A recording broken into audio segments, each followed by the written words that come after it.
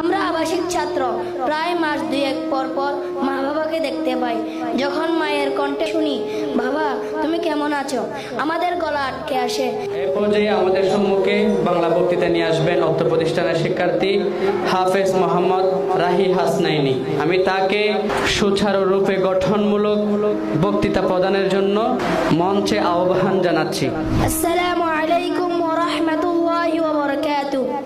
সম্মানিত উপস্থিতি, আমার শ্রদ্ধায় মাতার তাজ, শিক্ষকবৃন্দ, প্রিয় অভিভাবকগণ ও আমাদের হৃদয়ের আলোকবর্তিকা, প্রিয় বন্ধু ও ভাইয়েরা, আজ আমি দাঁড়িয়ে আছি এমন এক মঞ্চে যেখানে চোখের জলে লেখা স্বপ্নের নাম Al Hasnain global Islamic education institute.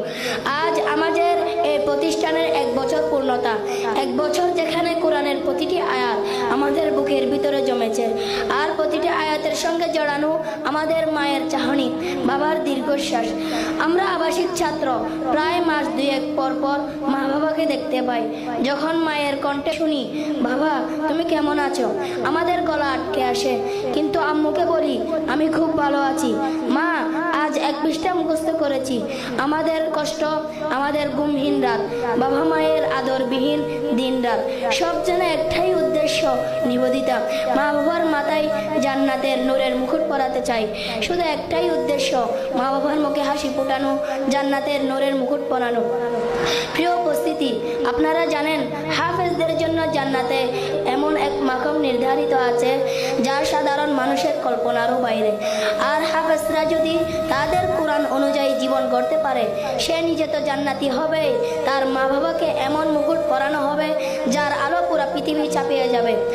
আজ আমরা এই মঞ্চ থেকে প্রতিজ্ঞা করছি, আমরা কষ্ট করব কিন্তু থামবো না, আমরা হাঁটবো কিন্তু আমরা পিছিয়ে যাব না।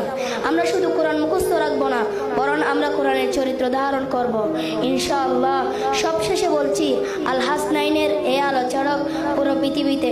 আমাদের হৃদয়ের গভীরে সবসময় যিনি বসবাস করেন, তিনি আমাদের প্রিয় উস্তাদে মুহতারাম হাফেজ মৌলানা ইয়াসিন আরফাত রাইহান সাহেব হুজুর, যিনি আমাদের নিয়ে স্বপ্ন দেখেন, আমাদের জন্য কাঁদেন, আমাদের প্রতিটি বলে যার হৃদয় কেঁপে ওঠে।